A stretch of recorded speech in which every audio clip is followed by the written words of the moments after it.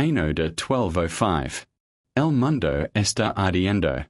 Pero no es cualquier fuego. Es el fuego de la ambición, de la traición y de la guerra santa.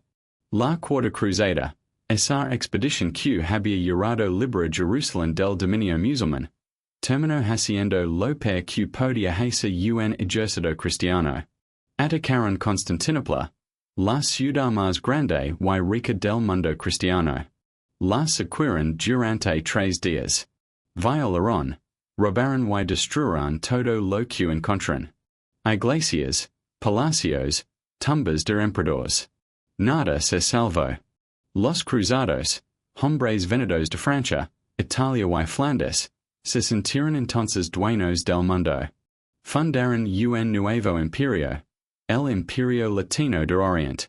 Pusieron en el trono a un noble flamenco llamado Balduino de Flandes. Y desde las murallas de Constantinopla, miraron a su alrededor buscando nuevas tierras que conquistar.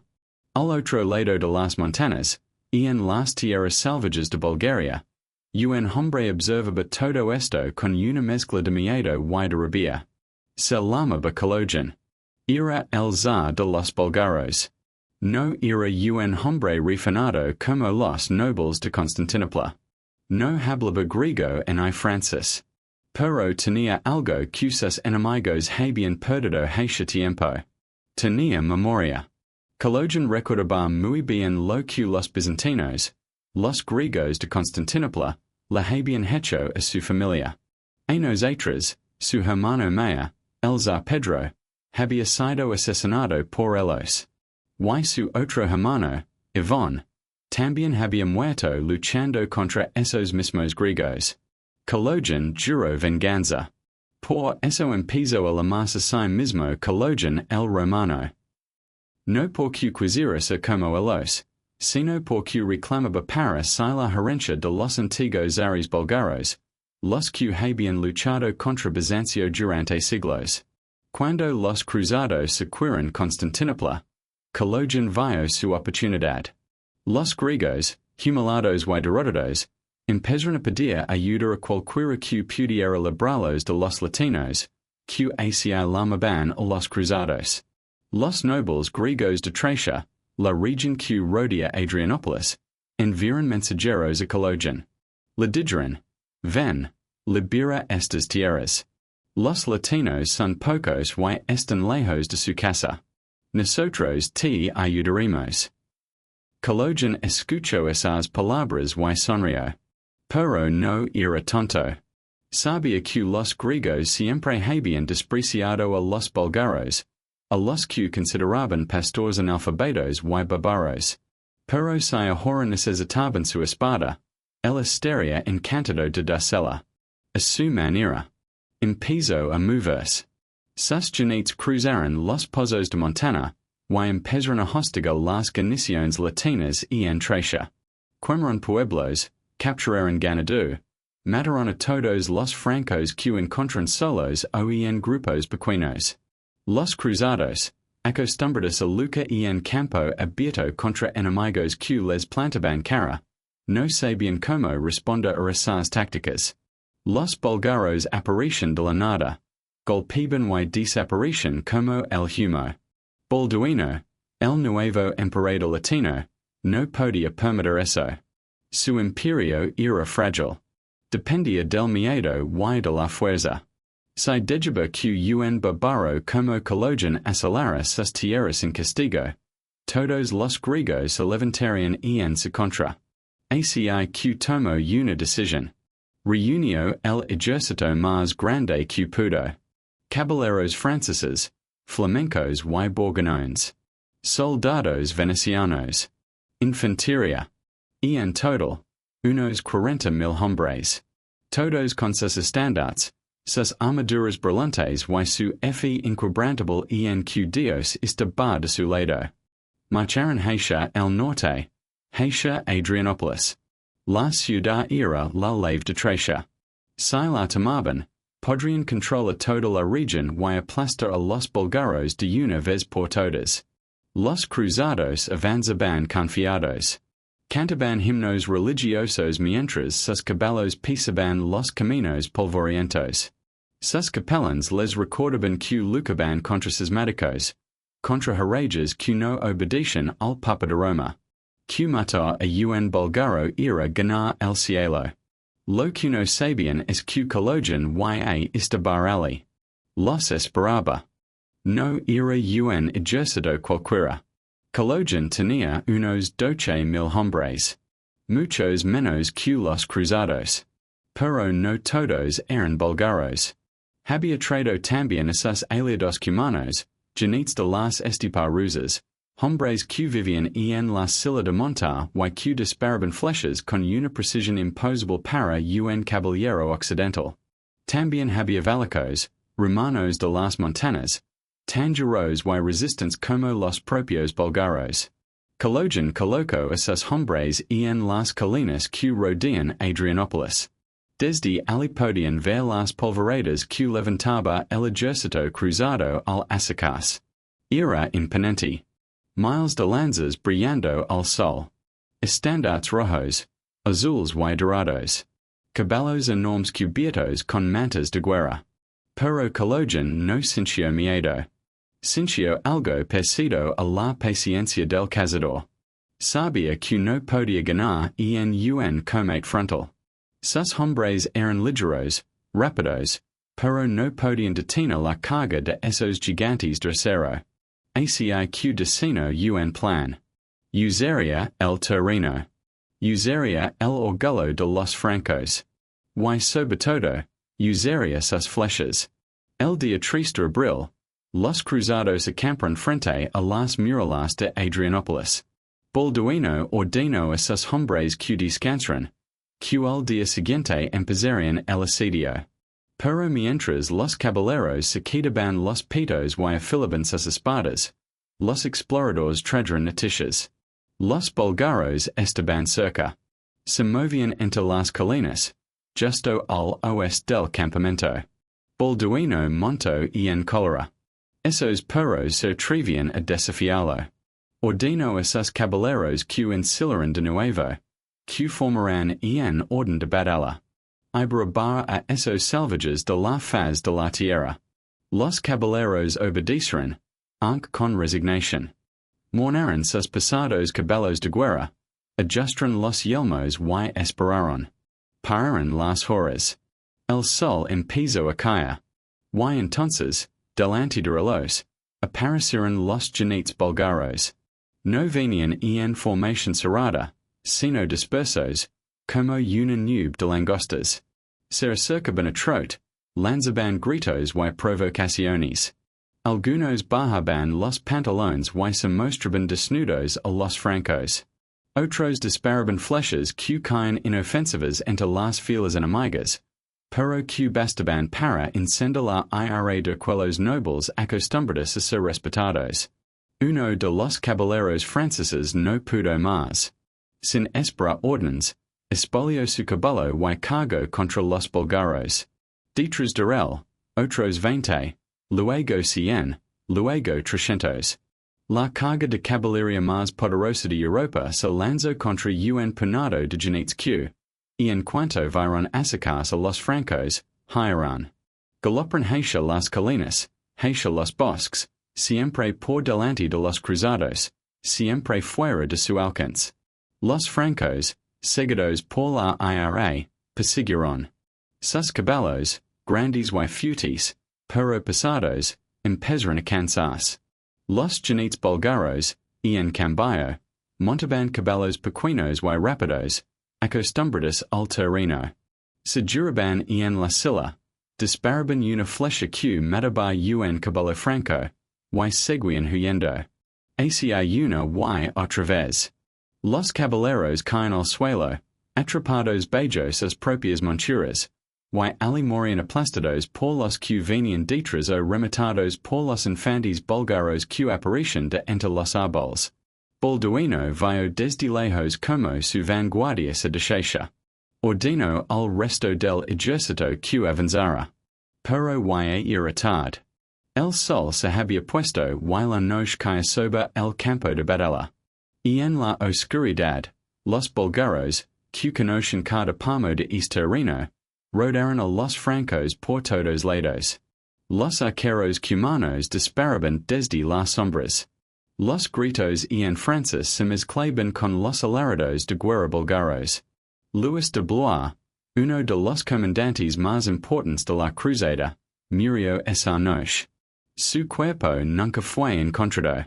Los caballeros, los mismos que meses antes habían conquistado Constantinopla, morían como perros en un campo extraño, sin confusión, sin armas, sin nadie que recordara sus nombres.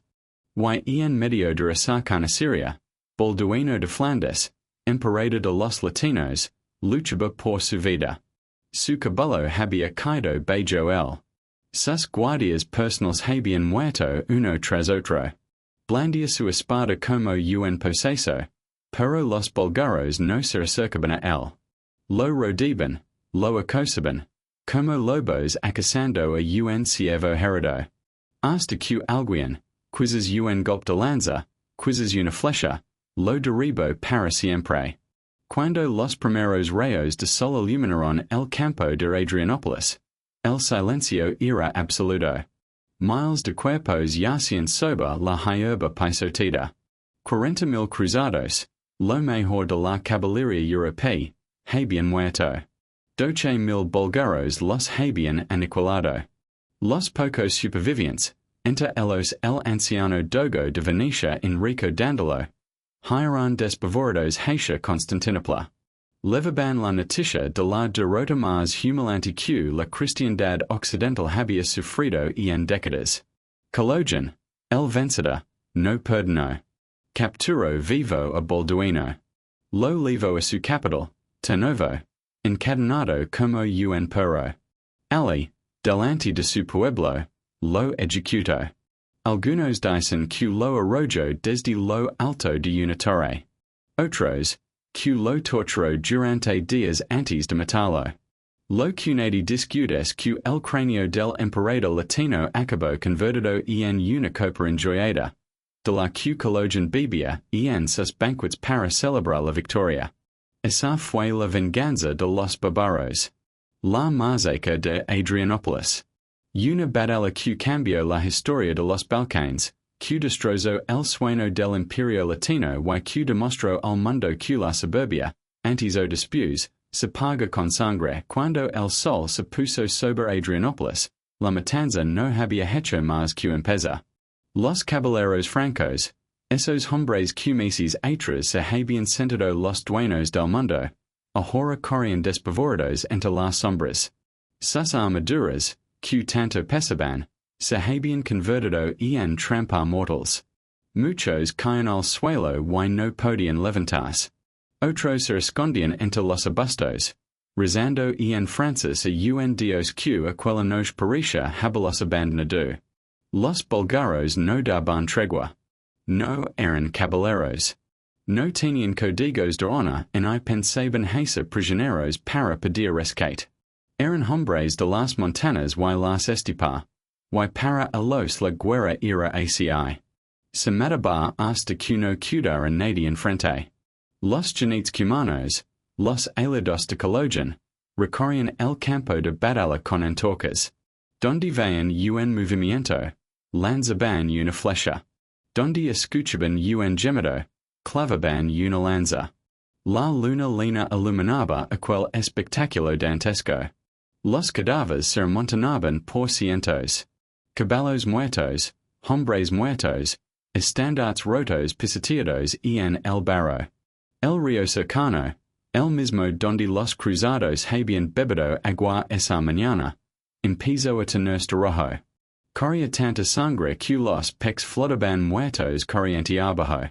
Entre los supervivientes que lograron huir estaba Enrico Dandolo, el dogo de Venecia. Tenía entonces más de 90 años y estaba casi ciego. Pero su experiencia y su astucia le salvaron la vida. Cuando vio que la batalla estaba perdida, ordenó a sus venecianos que formaran un círculo y se retiraran en orden. No corrieron como los franceses. Caminaron hacia atrás, con las espadas en alto. mientras los búlgaros los acosaban sin atreverse a atacar de frente. Hacia legrona un camino seguro, y hieron hacia Constantinopla. Dandolo no dijo una palabra durante todo el viaje. Sabía lo que aquella derrota significaba. El imperio latino, es imperio que él había ayudado a crear con su dinero y su inteligencia, acababa de recibir una herida mortal. Y nunca sería lo mismo.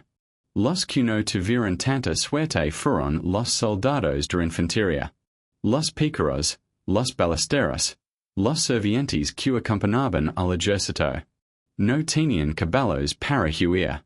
Cuando los jinetes búlgaros cayeron sobre el campamento, los atraparon como heridos. Algunos intentaron defenderse con sus herramientas, pero era inútil. Las flechas cumanas los atravesaban antes de que pudieran ligar a 10 pozos. Una de las historias más terribles de aquella noche es la de un grupo de caballeros templarios. Eran monjes guerreros, hombres que habían jurado defender la cristiandad. Formaron un círculo con sus caballos y lucraron durante horas. Su estandarte, blanco y negro, ondaba en medio de la oscuridad. Los búlgaros los rodearon y los atacaron una y otra vez. Pero ellos no se rendían. Cantaban salmos mientras mataban y morían. Cuando por fin cayeron los últimos, los búlgaros encontraron sus cuerpos abrazados, como si incluso muertos siguieran protegiéndose unos a otros. Cuentan que Kaloján, al verlos, ordenó que los enterraran con respeto. No porque sintiera compasión, sino porque reconocía el valor. Y el valor, pensaba, merecía un lugar en la tierra aunque fuera la de sus enemigos. Mientras tanto, en el centro del campo de batalla, un grupo de franceses había logrado formar una defensa alrededor de una colina. Eran unos 200 hombres, los mayores, los más fuertes. Habían puesto las lanzas hacia afuera y esperaban la muerte. Los búlgaros los rodearon pero no atacaban. Alguien fue a buscar a Kaloján. El zar búlgaro legó monedero en su caballo blanco. Miró a aquellos hombres. Eran jóvenes, cocininos algunos. Sus armaduras estaban rotas, sus caras llenas de sangre y polvo. Pero sus ojos aún brillaban con orgullo. Kaloján les habló en un griego sencillo que todos podían entender. Podéis rendiros, dijo. Os de vivir si juráis no volver a luchar contra mí. El que parecía el jefe de aquellos franceses, un muchacho de no más de 20 años, escupió en el suelo. Los búlgaros somos bárbaros, dijo. Pero vosotros, los francos, sois peores. Vinisteis a matar musulmanes y acabasteis matando cristianos. Prefiero morir aquí que deber la vida a un hombre como vos. Kaloján no se enfadó. Asintió lentamente, dio media vuelta y se alejó al trot. Detrás de él, los arqueros cumanos levantaron sus arcas. Sonó una orden. 200 flechas silbran en el aire. Cuando la polvareda se disipó, en la colina solo quedaban cuerpos clavados en la tierra como espantapájaros. Cuando el amanecer llegó por fin, el silencio era total. Los buitres y empezaban a ligar desde las montañas. Eran cientos, quizás miles. Planeaban en círculos sobre el campo de batalla, esperando su momento. Los búlgaros recorrían entre los muertos buscando botín. Anillos, espadas, monedas, cruces de oro. Todo valía. Arrancaban las armaduras a los cadáveres, les quitaban las botas, les vaciaban los bolsillos. Uno de los soldados búlgaros encontró algo que le llamó la atención. Era un pequeño libro, escrito a mano en latín, con ilustraciones de colores. Lo levo ante Kaloján. El zar lo tomó en sus manos y lo hojeó sin entender una palabra. Eran salmos, oraciones, quizás el libro de rezos de algún obispo que había muerto en la batalla. Kaloján gado el libro. No sabía leer, pero le gustaba tener cosas de sus enemigos. Era una forma de poseerlos incluso después de muertos. Luego llegó la noticia que todos esperaban. Habían encontrado a Balduino. El emperador de los latinos estaba vivo, aunque malherido. Lo habían descubierto escondido en una zanja, cubierto de barro y sangre, intentando pasar por un soldado raso. Pero sus manos, blancas y suaves, lo delataron. Esas no eran manos de guerrero, eran manos de noble, de hombre que nunca había trabajado la tierra. Kaloján ordenó que lo llevaran ante él. Cuando los dos hombres se miraron, el campo de batalla quedó en silencio. Todos querían ver que paraba. Balduino, a pesar de su situación, mantenía la cabeza alta. Era un rey, o al menos lo había sido hasta esa noche. Y los reyes no suplican. Kaloján lo miró largo rato. Luego sonrió y dijo, Hacia que tú eres el que iba a conquistar Bulgaria. El que iba a colgar en mi cabeza en las murallas de Constantinopla. Y ahora estás aquí, cubierto de barro, esperando que decida si matar o no. Balduino no respondió. Sabía que cualquier palabra sería inútil. Kaloján ordenó que lo ataran a un caballo y lo llevaran a Novo. Quería mostrarlo a su pueblo. Quería que todos vieran que el emperador de los latinos, el hombre que había profanado las iglesias de Constantinopla, era ahora un prisionero búlgaro. El viaje hasta la capital fue largo y duro. Los caminos estaban helados y Balduino apenas tenía fuerzas. Pero los soldados búlgaros no le daban tregua. Tiraban de la cuerda que lo ataba al caballo y lo obligaban a caminar. Cuando caía, lo arrastraban. Cuando pedía agua, se reían de él. En las aldeas por las que pasaban, la gente salía a verlo. Escupían al pozo del prisionero, le tiraban piedras, le gritaban insultos en búlgaro que él no entendía pero cuyo significado adivinaba. Balduino, el orgulloso conde de Flandes, el elegido para gobernar el nuevo imperio latino, lo raba por las noches. Pero procuraba que nadie lo viera. Cuando por fin llegaron a Novo, la ciudad entera salió a recibir a Kaloján. Fue una celebración enorme, con música, bailes y banquets.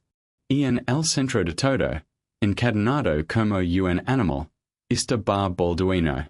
Lo metieron en una torre, la más alta de la fortaleza, y allí lo dejaron solo, escuchando las risas de sus captores mientras brindaban por su derrota. La pregunta que todos se hacían era que iba a hacer Kaloján con él. Algunos decían que lo mataría rápidamente, por piedad. Otros, que lo cambiaría por un rescate enorme. Los más crueles aseguraban que lo torturaría durante días, semanas, hasta que suplicara la muerte. Pero Kaloján había tomado una decisión. Una decisión que haría temblar a toda Europa. Una decisión que convertiría el cráneo de un emperador en la copa de un rey bárbaro.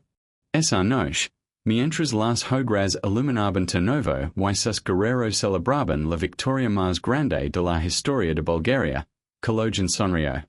La venganza, pensó, iba a ser dulce. Más dulce que cualquier vino, los días pasaban lentos en la torre donde Balduino esperaba su destino. El frío calaba hasta los huesos. Las paredes de piedra resonaban humedad y el viento entraba por la única ventana. Un agujero pequeño por donde apenas cabía la cabeza de un hombre. El emperador caído, el hombre que meses atrás se sentaba en el trono de Constantino, ahora dormía sobre paja podrida y comía pan duro que los guardias le tiraban como si fuera un perro. Desde su celda, Balduino escuchaba los sonidos de la ciudad. Las risas de los niños, el canto de los gallos, el golpe de los herreros contra el metal. Una vida normal, una vida que él nunca había conocido. Desde pequeño lo habían educado para ser noble, para mundo, para guerrilla. Y ahora todo eso se había acabado. Ahora solo era un prisionero esperando que un bárbaro decidiera si vivía o moría. Y en las primeras semanas, Balduino mantuvo la esperanza. Pensaba que sus hombres pagarían un rescate. Los reyes valían dinero, mucho dinero. Los venecianos, que eran comerciantes antes que guerreros, seguro que negociarían su libertad. Pero los días se convertían en semanas y las semanas en meses. Y nadie venía. Lo que Balduino no sabía era que en Constantinopla reinaba el caos. La noticia de Adrianopolis había llegado como un terremoto. Los nobles latinos se acusaban unos a otros de la derrota. Los griegos, los mismos que habían aplastado los cruzados, empezaban a recuperar ciudades y castillos. El imperio latino, este gigante con pies de barro, se desmoronaba sin necesidad de que nadie lo empujara. Y en medio de este desorden, nadie tenía tiempo ni dinero para rescatar a un emperador que no servía para nada. Kaloján, mientras tanto, disfrutaba de su victoria. Recibía embajadores de todas partes. El Papa Inocencio III, el mismo que había bendecido la cruzada, le escribió cartas pidiendo que tratara bien a los prisioneros. Kaloján le respondía con palabras amables, prometiendo lo que no pensaba cumplir. También llegaron mensajeros de los griegos, que lo felicitaban por haber destruido a sus enemigos comunes. Pero Kaloján no se fiaba de ellos. Sabía que los griegos odiaban a los búlgaros casi tanto como odiaban a los latinos. Si las cosas cambiaban, ellos serían los primeros en apuñalarlo por la espalda. Una tarde, Kaloján decidió visitar a su prisionero. Subió las escaleras de la torre acompañado de dos guardias. Cuando abrió la puerta, encontró a Balduino sentado en un rincón, mirando al vacío. Su ropa, la misma que lavaba el día de la batalla, estaba sucia y rota. Su barba, antes bien recortada, era ahora una marrana salvaje. Pero sus ojos aún conservaban algo de orgullo. Kaloján se sentó frente a él, en el suelo, sin importar la suciedad. Durante un rato, los dos hombres se miraron en silencio. Luego Kaloján habló. ¿Sabes lo que dice mi gente de ti? Preguntó. Dicen que eres un rey sin reino. Un guerrero sin ejército. Un hombre muerto que aún no se ha dado cuenta de que no respira. Balduino sonrió con amargura. Tu gente no sabe nada, respondió. Mi gente, los francos, algún día vendrán. Y cuando lo hagan, arrasarán tu país como yo debí haber hecho. Quemarán tus ciudades y colgarán tu cabeza en la misma torre donde ahora me tienes. Kaloján no se enfadó. Al contrario, se rió con ganas. Esa es la diferencia entre nosotros, dijo. Vosotros los francos siempre pensáis en el futuro. En lo que vendrá. En la venganza. Nosotros los búlgaros pensamos en el presente. Y en el presente, tú estás aquí y yo estoy aquí. Y yo decido si vives o mueres. Balduino beijó la cabeza. Sabía que era cierto. Toda su fuerza, todo su poder, se había esfumado en una noche. Ahora solo era un hombre en una celda, a merced de otro hombre. Y es otro hombre, es bárbaro al que él había despreciado, era ahora su dueño. Kaloján se levantó y se acercó a la ventana. Miró hacia afuera, hacia las montañas que rodeaban de nuevo. Hacia sus montañas. Hacia su tierra. Luego se giró y dijo, te voy a contar una historia. La historia de mi hermano. El que mataron los griegos. El que vosotros, los latinos, aplastaste sin saber siquiera quién era.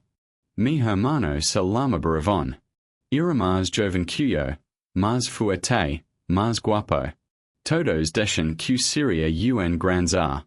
Pero un día, los soldados griegos lo atraparon en una emboscada. Lo llevaron a Constantinopla y lo ejecutaron delante de todo el pueblo. Le cortaron la cabeza y la clavaron en una pica. Y allí estuvo, días y días, hasta que los cuervos se la comieron. Balduino escuchaba sin pestaña. Kaloján continuó. Yo juré que vengaría su muerte. Juré que haría lo mismo con el emperador de los griegos. Pero cuando vosotros y lo habíais matado. Habíais saqueado su ciudad y destrozado su imperio. Así que ahora, el emperador que tengo delante no es un griego. Es un franco. Tu. Balduino entendió entonces lo que iba pasa. Sintió un escalofrío que no era por el frío de la torre. Intento hablar, pedir clemencia, ofrecer dinero, lo que fuera. Pero las palabras no le salían. Solo atino a decir. Matame rápido. Como un guerrero. Kaloján negó con la cabeza. No, dijo. Tú no mereces una muerte rápida. Tú, que secuiste iglesias y vilas monjas. Tú, que mataste a los griegos como si fueran animals. Tú morirás como murió mi hermano. Pero antes, quiero que sepas una cosa. Cuando muras, nadie recordará tu nombre. Nadie lo hará por ti. Tus huesos se pudrirán en esta tierra y nadie sabrá nunca dónde están. Dicho esto, Kaloján salió de la celda. La puerta se cerró con un golpe seco. Balduino se quedó solo, temblando, escuchando los pasos que se alejaban escaleras abajo. Esa noche no durmió. Esa noche supo que su destino estaba sellado. Los días siguientes fueron los peores de su vida. Los guardias le llevaban menos comida. El agua que le daban estaba sucia. A veces pasaban 2 o 3 días sin que nadie subiera a verlo. Balduino empezó a oír voces. Voces que no existían. Voces que le hablaban en francés, que le recordaban su hogar, su familia, su vida antes de la cruzada. Una noche, sonó que estaba en Flandes. Corría por los campos verdes de su infancia, con el viento en la cara y el sol calentando la piel. Su madre lo llamaba desde la puerta de la casa. Pero cuando se acercaba a ella, la puerta se cerraba y él se quedaba fuera, solo, en la oscuridad. Se despertó gritando. Los guardias se rieron al oírlo. Luego el día señalado. Era una mañana fría de otoño. Kaloján ordenó que sacaran a Balduino de la torre. El antiguo emperador, flaco, sucio y cosas sin fuerzas para mantenerse en pie, fue arrastrado hasta la plaza principal de Nuevo. Allí lo esperaba todo el pueblo. Hombres, mujeres, niños. Todos querían ver al gran señor Franco, al hombre que había conquistado Constantinopla, reducido a nada. Lo ataron a un poste de madera en el centro de la plaza. Kaloján subió a una tarima y habló. Este hombre, dijo señalando a Balduino, vino a nuestras tierras pensando que éramos animals. Vino a matarnos, a robarnos, a esclavizarnos. Pero nosotros, los búlgaros, no somos animals. Somos guerreros.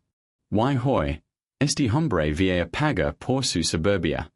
Hoy, este hombre viene a morir. El pueblo rugió. Gritaban, aplaudían, maldicen al prisionero. Balduino cerró los ojos. Y no quería ver nada. Solo quería que acabara pronto. Pero no acabó pronto. Kaloján ordenó a sus soldados que lo desataran y lo llevaran a lo alto de la torre de la fortaleza, la misma donde había estado preso. Desde allí, ante la mirada de miles de personas, lo arrojaron al vacío. El cuerpo de Balduino cayó golpeándose contra las piedras. Cuando llegó al suelo, Esta muerto. Pero Kaloján aún no había terminado. Ordino que la cortaran la cabeza que la limpiaran, la vaciaran la engasaran en plata. Esa sería su copa.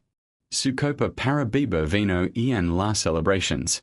Su copa para recordar siempre que el bárbaro, el salvaje, había vencido al emperador. Yaci se hizo. Durante años, Kaloján bebió en el cráneo de Balduino. En las fiestas, en los banquets, en las reuniones con sus nobles. Mostraba la copa a sus invitados les contaba la historia. La historia de como 12,000 búlgaros habían aplastado a 40,000 cruzados. La historia de como un hombre de las montañas había vencido al señor de las llanuras. En Constantinopla, mientras tanto, nadie supo nunca donde estaba enterrado Balduino. Porque no lo estaba. Sus huesos se perdieron en tierra búlgara, dispersos, olvidados. Su nombre, el nombre del primer emperador latino de Oriente, solo sobrevivió en las crónicas de sus enemigos de la noticia de la muerte de Balduino tardó semanas en liga a Constantinopla. Cuando lo hizo, la ciudad entera se paralizó. Los mercados cerraron. Las iglesias se llenaron de fieles los nobles latinos se encerraron en sus palacios sin atreverse a salir a la calle. El miedo se extendió como una mancha de aceite. Si los búlgaros habían podido matar al emperador destrozar su ejército, ¿qué les impedía ahora marchar sobre la propia Constantinopla? En las murallas, los soldados miraban hacia el norte con los ojos llenos de temor. Cualquier polvareda en el horizonte, cualquier grupo de jinetes que se acercara, provocaba alarmas innecesarias. La gente empezó a hacer copia de elementos, a reforzar las puertas de sus casas, a dormir vestida por si había que huir de madrugada. La ciudad que había sido la capital del mundo durante 1000 años, la ciudad que nadie había podido conquistar, temblaba ante la idea de que unos bárbaros llegaran a sus puertas. Pero Kaloján no vino. No porque no quisiera, sino porque no podía. Tenía demasiados frentes abiertos. Los griegos, esos mismos que lo habían llamado para que los liberara de los latinos, empezaban a mirarlo con recelo. Una ciudad se rendían ante él, pero otras cerraban sus puertas se preparaban para resistir. Los nobles bizantinos, acostumbrados a gobernar sus tierras como pequeños reyes, no querían cambiar a un amo latino por un amo búlgaro. Preferían seguir siendo los que mandaban. Kaloján se encontró así con una guerra que no había previsto. No era solo contra los latinos. Ahora también tenía que luchar contra aquellos a los que había venido a librar. Eso complicaba las cosas. Porque los griegos conocen el terreno mejor que él. Tenían castillos bien fortificados sobre todo, tenían una razón para luchar que los latinos nunca habían tenido. Defendían su tierra, su casa, su familia. El verano del año 1206 fue duro. Kaloján recorría Tracia con su ejército, comando las ciudades que se le resistían perdonando las que se rendían a tiempo. Pero así lograba pacificar la región. Y en cuanto sus tropas pasaban, los griegos se levantaban de nuevo. Mataban a las guarniciones que dejaba, cerraban las puertas esperaban su regreso con las armas en la mano. Y en una de esas campanas, Kaloján sitió la ciudad de Didymótica. Era una plaza fuerte, con murallas altas bien defendida. Los griegos que la habitaban habían jurado no rendirse nunca. Preferían morir antes que vivir bajo el dominio de un bárbaro. Kaloján ordenó el ataque. Sus soldados lanzaron piedras con las catapultas, dispararon flechas incendiarias, intentaron escalar las murallas. Pero los defensores resistían. Día tras día, noche tras noche. Una madrugada, un grupo de defensores hizo una salida. Abrieron una puerta pequeña, y se lanzaron contra las líneas búlgaras mientras los centinelas dormitaban. Mataron a varios soldados, incendiaron unas tiendas y volvieron a encerrarse antes de que nadie pudiera reaccionar. Kaloján, despertado por el ruido, montó en cólera. Ordenó que ejecutaran a los centinelas que habían permitido el ataque y prometió que, cuando tomara la ciudad, no dejaría vivo a ningún hombre, mujer o niño. Pero la ciudad no cayó. Semanas después, cuando los elementos empezaban a escasear en el campamento búlgaro y las enfermedades comenzaban a asemelar en sus soldados, Kaloján tuvo que levantar el sitio. Se retiró hacia el norte, dejando tras de sí una estela de impotencia y rabia. No estaba acostumbrado a perder.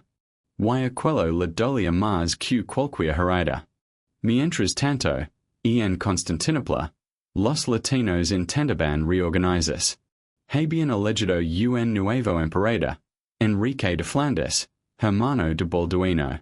Enrique era joven, apenas 30 años, pero tenía la cabeza más fría que su hermano. Sabía que no podía enfrentarse a Kaloján en campo abierto. Así que decidió cambiar de estrategia. En lugar de buscar la batalla, empezó a fortificar las ciudades que aún controlaba y a negociar con los griegos. Enrique ofreció a los nobles bizantinos algo que Kaloján no podía ofrecerles. Les ofreció respeto. Les prometió que mantendrían sus tierras, sus títulos y sus costumbres si aceptaban vivir bajo el dominio latino. Muchos aceptaron. Preferían un acuerdo con los francos, que estaban lejos, que someterse a los búlgaros, que estaban al lado y que habían demostrado lo que hacían con los que se resisten. Kaloján vio como sus aliados griegos empezaban a abandonarlo. Uno tras otro, los nobles que antes le habían jurado fidelidad ahora se pasaban al bando latino.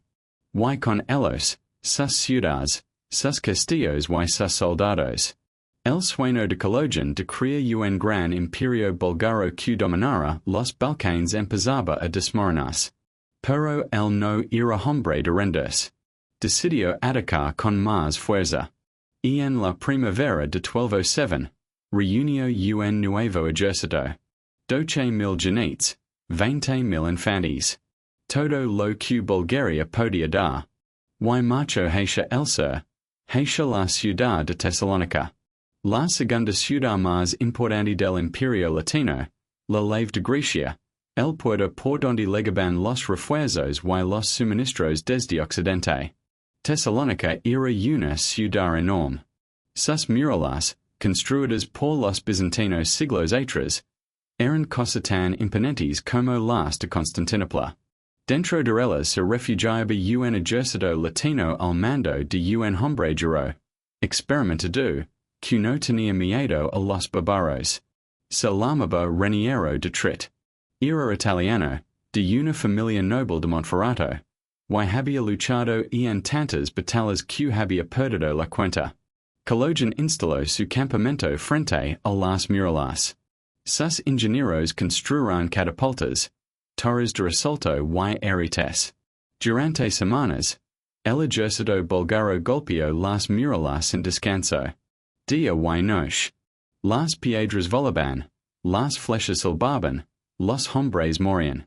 Pero Tesalónica resistía. Sus defensas reparaban los daños durante la noche y al amanecer estaban otra vez listas para la lucha. Una noche, mientras Kaloján dormía en su tienda, tuvo un sueño. Soñó que su hermano muerto, Iván, se le apareció y le decía, ten cuidado. La muerte viene de donde menos la esperas. Kaloján se despertó sobresaltado. Llamó a sus guardias y ordenó que redoblaran la vigilancia. Pero los días pararon y no pasó nada. Poco a poco, se olvidó del sueño. El sitio se prolongó durante meses. El verano dio paso al otoño. Las lluvias empezaron a caer, convirtiendo el campamento en un barrizal. Los soldados se enfermaban. Los caballos morían de hambre porque no había pasto. Kaloján veía como su ejército se deshacía sin haber conseguido nada. Pero no quería rendirse. No podía. Había jurado tomar Tesalónica y la temeria.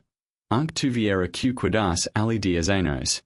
Lo que no sabía era que la muerte y había llegado al campamento. No venía de fuera. No venía de las murallas enemigas. Venía de dentro. De entre los suyos.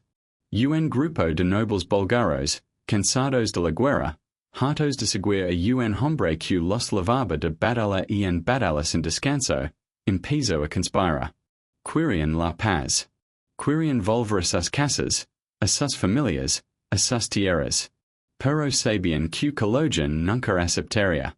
Mientras él viviera, la guerra continuaría. Así que tomaron una decisión. Una decisión terrible, pero necesaria. Había que matarlo. El cabecilla de la conjura era un noble llamado Manestar, uno de los hombres de confianza de Kaloján. Llevaba años luchando a su lado, años viendo como la obsesión del zar crecía sin límite. Había intentado convencerlo de que volvieran a Bulgaria, de que dejaran Tesalónica para otro momento. Pero Kaloján no escuchaba. Así que Manestar buscó cómplices. Los encontró entre los oficiales más descontentos, entre los soldados que solo querían volver a casa. El plan era sencillo. Aprovecharían la noche, cuando Kaloján estuviera dormido, y lo matarían en su tienda. Luego dirían que había muerto de enfermedad, que una fiebre repentina lo había fulminado. Así evitarían una guerra civil y podrían retirarse en orden. La noche señalada llegó. Era fría, lluviosa, oscura. Los centinelas, sobornados por los conspiradores, miraban hacia otro lado. Manestar y sus hombres se acercaron a la tienda del zar. Nadie los vio. Nadie dio la alarma. Entraron en silencio, con las espadas desenvainadas. Kaloján dormía. Su sueño era profundo. El sueño del guerrero cansado. No oyó los pozos, no sintió las sombras que se cernían sobre él. La primera cuchalada lo alcanzó en el pecho. Abrió los ojos, intentó gritar, pero otra espada la atravesó la garganta. En pocos segundos, todo había terminado. El zar de los búlgaros, el vencedor de Adrianópolis, el hombre que había bebido en el cráneo de un emperador, yacía muerto en el suelo de su tienda, cubierto de sangre, solo, en medio de la noche. Los conspiradores salieron como habían entrado. Nadie los vio. Nadie supo nada hasta la mañana siguiente, cuando el ejército despertó y encontró a su líder muerto. El pánico cundió. Unos querían venganza. Otros querían huir. Pero Manestar, el cabecilla, tomó la palabra.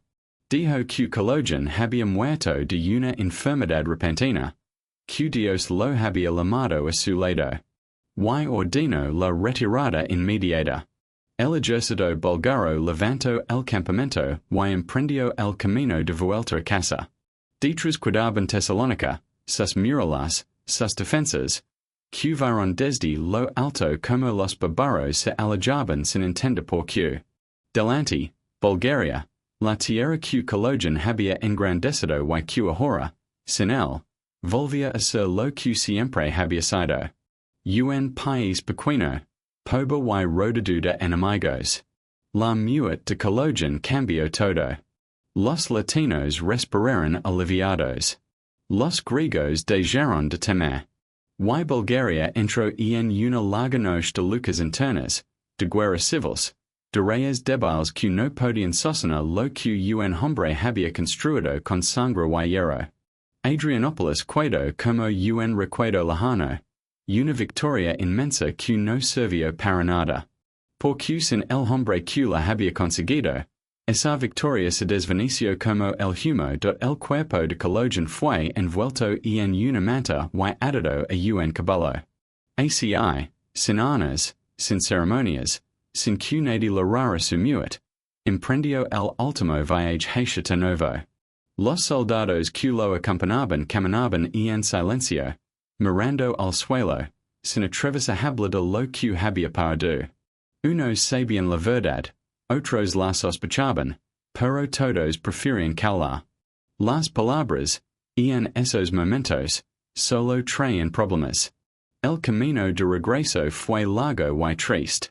Por las aldeas donde antes los recibían con fiestas y vidas, ahora los miraban con recelo. La gente salía a los bordes del camino y veía pasar aquel cortejo fúnebre sin preguntar nada. Todos sabían que algo había cambiado.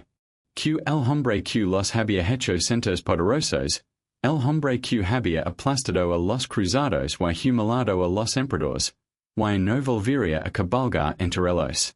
Cuando la granata novo, la noticia y se había extendido. Las campanas de las iglesias doblaron durante 3 días. Las mujeres se cubrieron la cabeza con panos negros. Los hombres se reunían en las tabernas a hablar en voz baja, como si temieran que alguien los oyera. Kaloján estaba muerto. Y con él, el sueño de una Bulgaria grande y temida.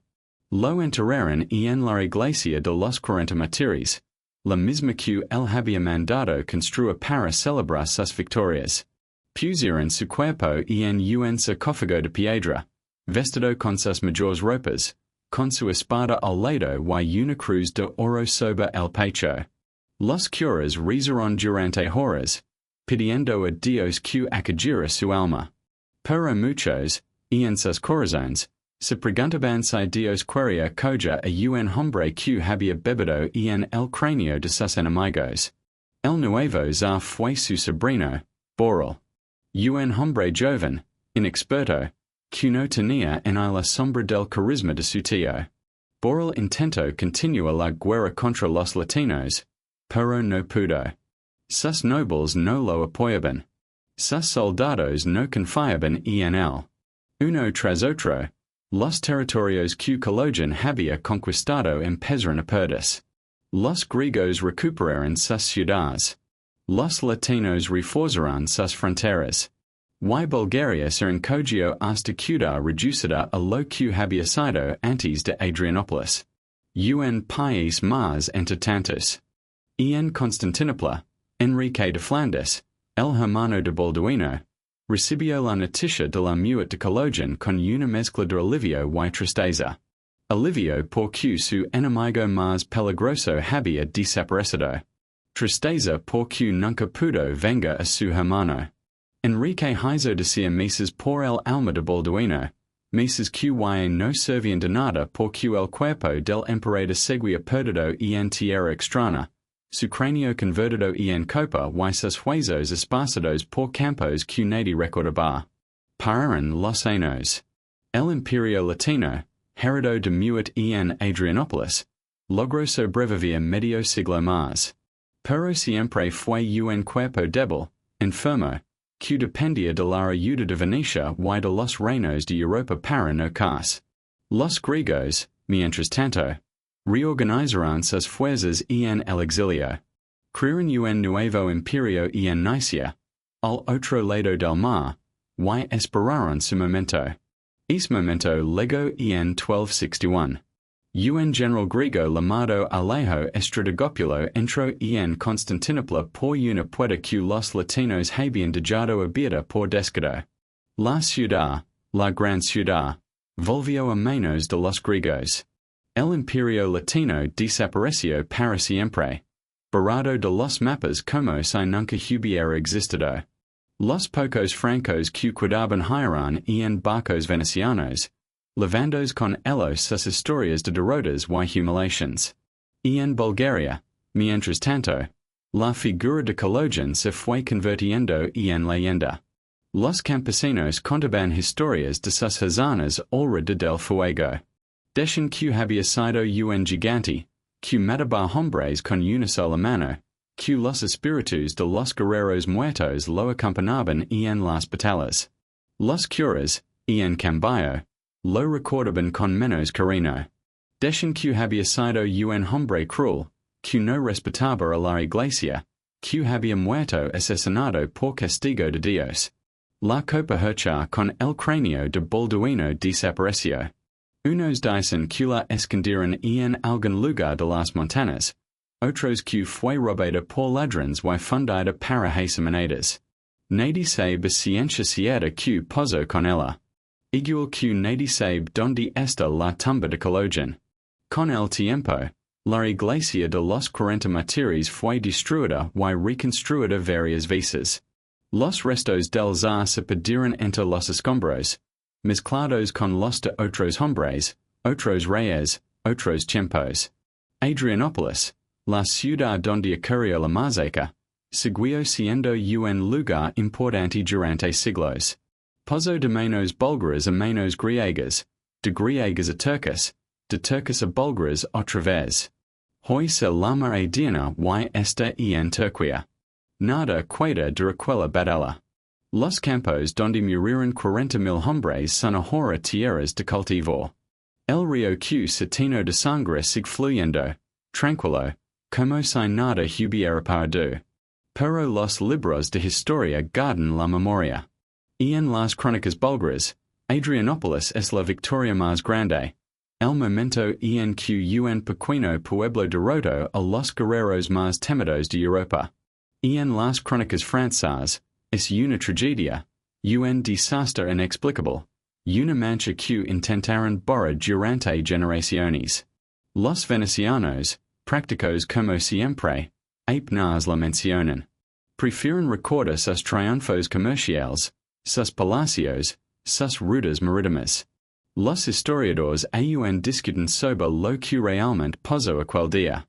Unos dicen que Kaloján tuvo suerte, que los cruzados cometieron errores imperdonables.